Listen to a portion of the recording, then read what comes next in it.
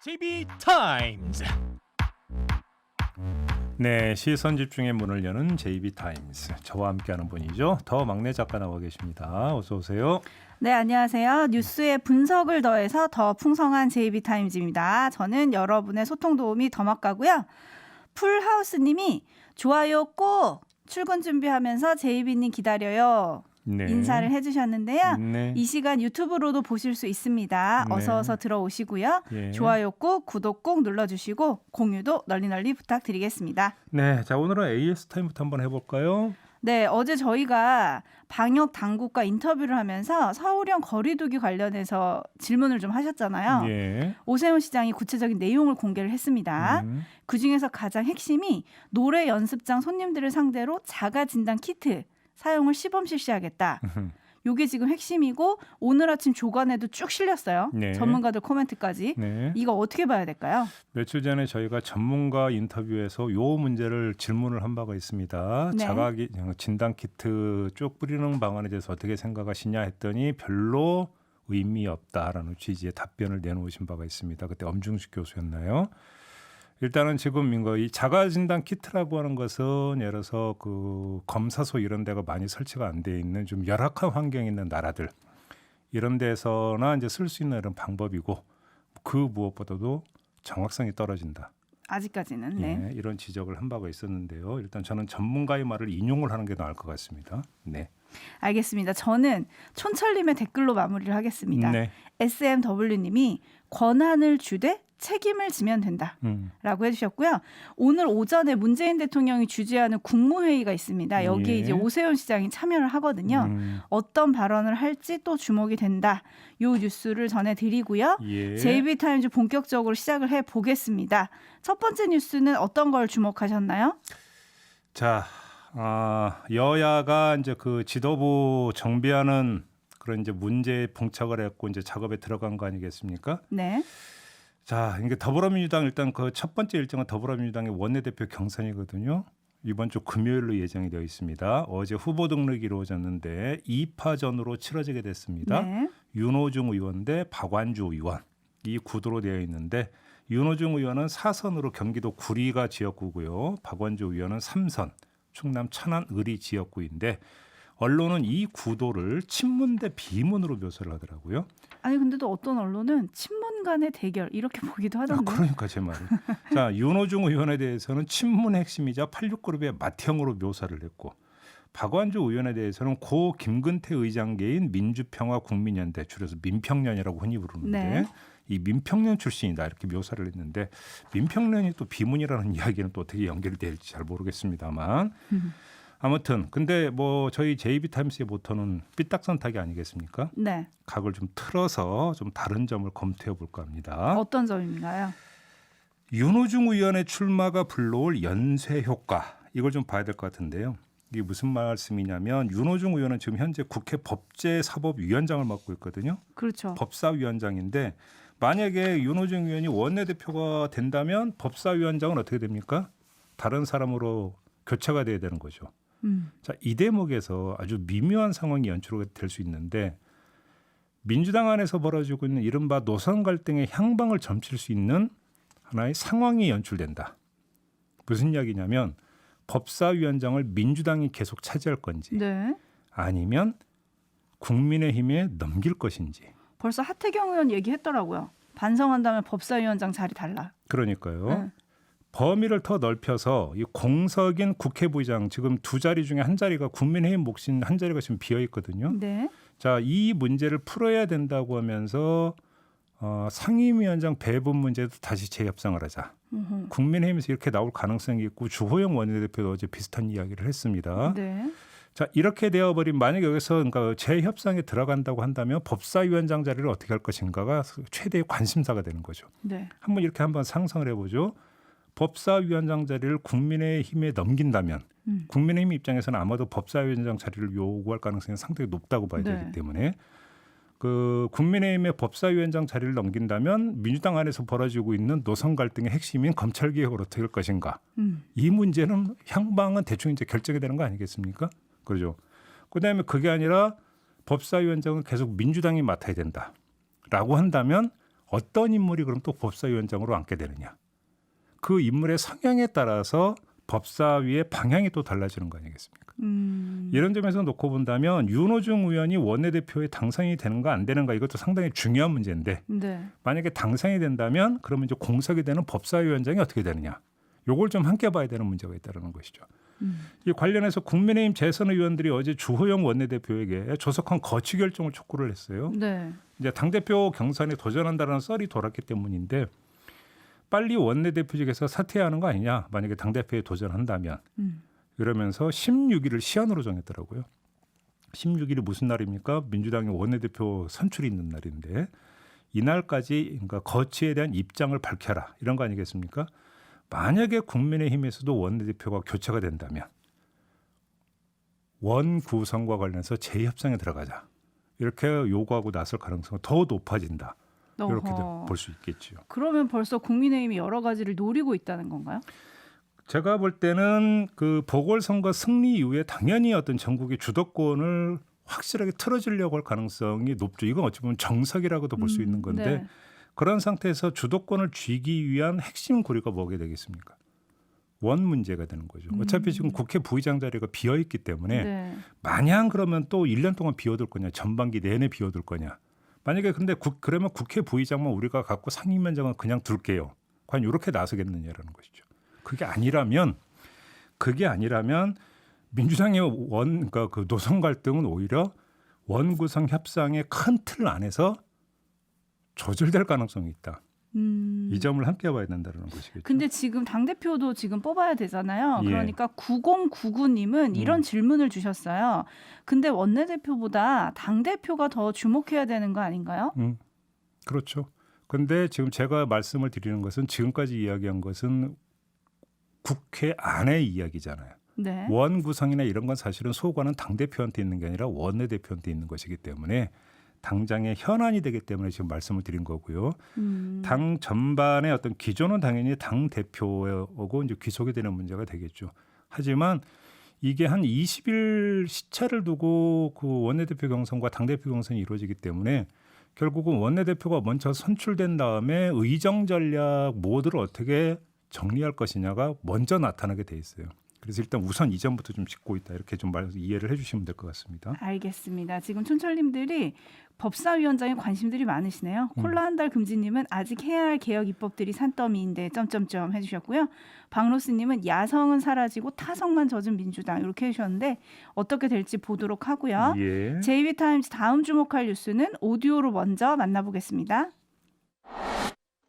서울 강남 재건축의 상징인 압구정 현대 7차 아파트. 서울시장 선거를 불과 이틀 앞두고 265제곱미터짜리가 80억 원에 팔렸습니다. 아파트 거래 가격으로는 사상 최고 기록입니다. 오세훈 서울시장의 개발 공약에 대한 기대감으로 강남 재건축 호가가 꿈틀대고 있습니다. 네. 오세훈 서울시장이 취임하자마자 지금 저 관심사가 여러 가지가 나오고 있죠. 광화문광장 조성 사업 어떻게 되느냐. 그다음에 재개발 재건축 규제 진짜로 푸는 거냐. 그다음에 조금 전에 이제 저희가 아이스타임에서 잠깐 이야기했던 방역 문제 어떻게 되는 거냐. 여러 가지 관심사인데 그 가운데 하나가 바로 주택 정책 아니겠습니까? 네. 서울시에. 근데 관련해서 오세훈 시장이 어제 주택 공급 관련 첫 업무 보고를 받았다고 그래요. 이 자리에서 이제 크게 두 갈래 이야기를 했다고 하는데 민간 주도 재개발 재건축의 신속한 추진과 관련해서 서울시가 자체적으로 신속 추진 가능한 부분을 분류해서 세밀한 진행 계획을 정리해 보고해 달라. 자체적으로 그렇죠. 할 수 있는 걸. 서울시가 자체적으로 빨리 추진할 수 있는 것들을 추려서 보고하라 이런 취지가 되는 거고요. 네. 더불어 부동산 가격 상승 우려가 있는 지역은 방지 대책 수립을 세심하게 고민해 달라. 이미 호가가 많이 올랐다고 보도가 쫙 되던데요. 그러니까요. 이제 그 오세훈 시장 입장에서 이 두 마리 토끼를 다 잡아야 되는 지금 상황이죠. 네. 그렇기 때문에 어찌 본다면 이제 등과 자연스러운 이제 발언이라고 볼 수 있는데 이 두 마리 토끼를 다 잡아야 되는 상황이 다른 비유로 한다면 호랑이 등에 올라탄 격이기도 하다. 무슨 얘기냐면 내릴 수도 없고 그냥 계속 타고 갈 수도 없는. 왜 그러냐면 만약에 그 시장 보궐선거 과정에서 이야기했던 것을 접어버리면 어떻게 됩니까?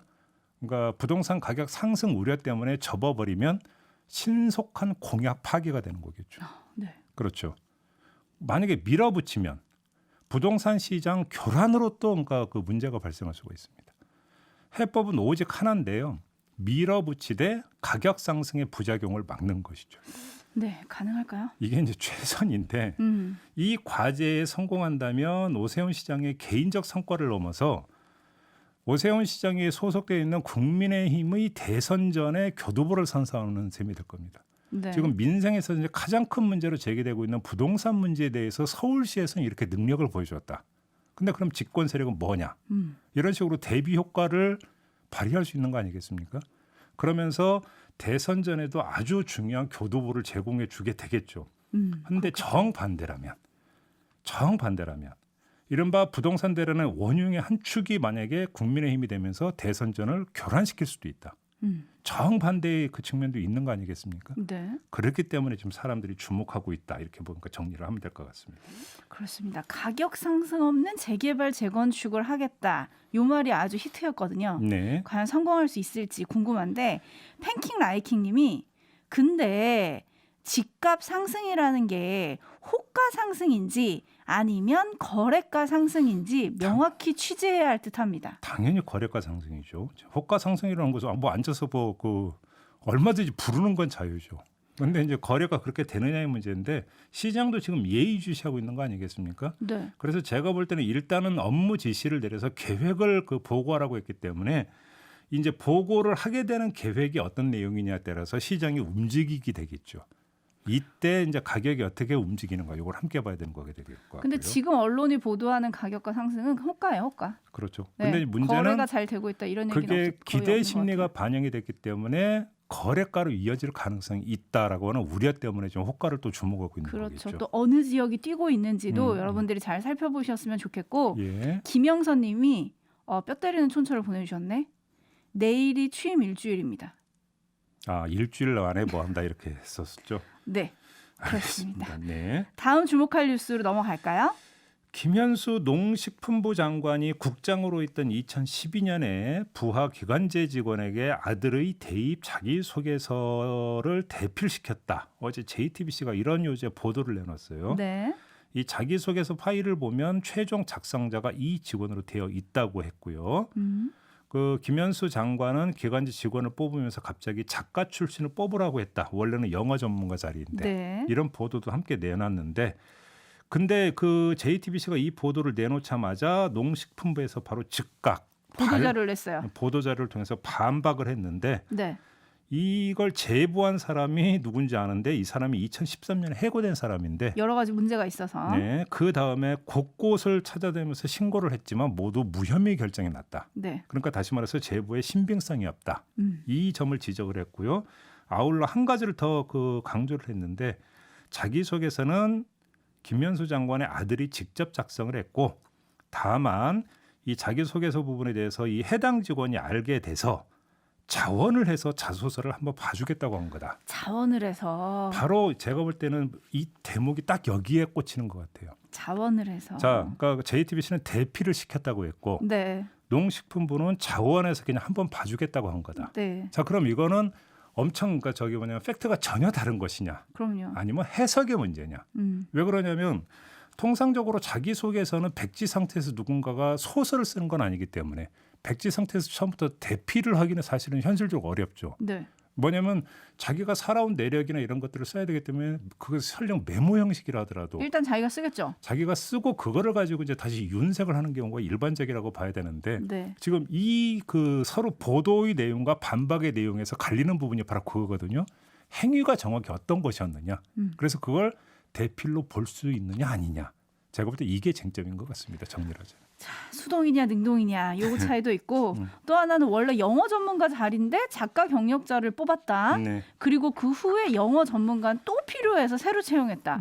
요거에 대한 설명도 조금 필요하거든요. 그러니까 요거에 대해서도 이제 당시 그 작가를 했던 그때 이제 그 농식품부에서 했던 무슨 프로젝트 사업이 하나 있는데 네. 이것 때문에 이 그 기자 내지 작가 출신이 필요했다. 이게 이제 농식품부의 이제 반박이더라고요. 네. 요거 같은 경우는 확인이 필요한 부분이다. 이렇게만 정리를 하겠습니다. 아무튼 포인트는 바로 요거.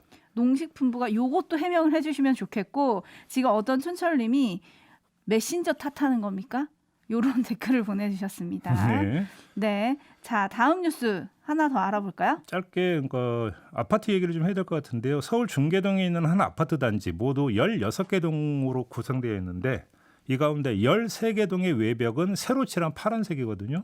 근데 나머지 3개 동은 빛바랜 분홍색이라고 합니다. 같은 아파트 단지인데 외벽의 색깔이 다른 거예요. 네. 왜 그러냐?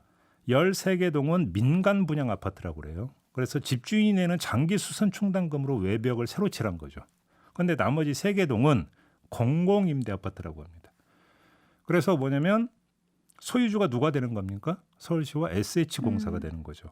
신경을 안 쓴 것이죠. 네. SH공사가. 그 결과가 어떻게 되는 거냐? 누가 봐도 확연한 구분짓기가 돼버린 거죠. 네. SH공사가 뭐라고 해명을 했냐면 매매 아파트와 임대 아파트의 공존을 위해서 내년에는 임대 아파트를 도색하겠다가 기사에 등장하는 SH공사의 말인데요. 공존을 위해서 왜 내년까지 미룹니까? 그러면 도대체? 그러게요. 네? 공존은 지금도 하고 그러면 있어야지 맞는데. 이 말을 그대로 뒤집으면 내년까지는 불편한 차별적 시선을 그냥 견디고 살아라. 공공임대 아파트 주민들에게 그 얘기가 되는 겁니까? 지금 헬프미님이 차별 아파트다 한마디 보내주셨는데 네. 이 뉴스 보고 저 약간 좀 화가 났거든요. 자가인지 임대인지 왜 구분이 필요한지 모르겠고 SH가 센스가 있다면 앞으로 칠할 때 굳이 색도 나누지 말아야 돼요. 그렇죠. 당연히. 사실 애초에 만들 때 그랬어야 되는데 이미 파란색, 분홍색이 딱하니 달라져 있기 때문에 이거는 정말 말도 안 되는 처사가 아닌가라는 생각이 듭니다. 그렇습니다. 좀 발빠르게 좀 그 대처를 했으면 좋겠다. 이런 좀 당부의 말씀만 좀 드리도록 하겠습니다. 정세영님이 차라리 따로 져라. 그럴 거면 소셜 믹스 이름은 좋거든요. 네, 저 가기 전에 마무리 멘트 하겠습니다. 네. 시선 집중 4월 이벤트가 진행 중입니다. 커피. 짧은 문자, 짧은 문자 50원, 긴 문자 100원의 이용료가 부과되는 샵 8001, 8001이에요. 샵 앞에 붙여주시고요. 그리고 스마트 라디오 미니에 댓글 남겨주시면 하루에 20분씩 뽑아서 커피를 드립니다. 날카로운 의견 그리고 인사, 격려 뭐든 좋습니다. 마음을 나눠주시고요. 아하, 문화진님이 와 출근길 편하게 뉴스 듣고 싶어서 듣고 있습니다. 아침에 커피를 저에게까지 주시다니 와 오호. 고맙습니다. 네. 인사를 해주셨는데 네. 이런 행운이 여러분한테도 가실 수가 있습니다. 네. 지금 바로 소통해 주세요. 알겠습니다. 자, 이렇게 마무리할까요? 더마카 수고하셨습니다. 감사합니다.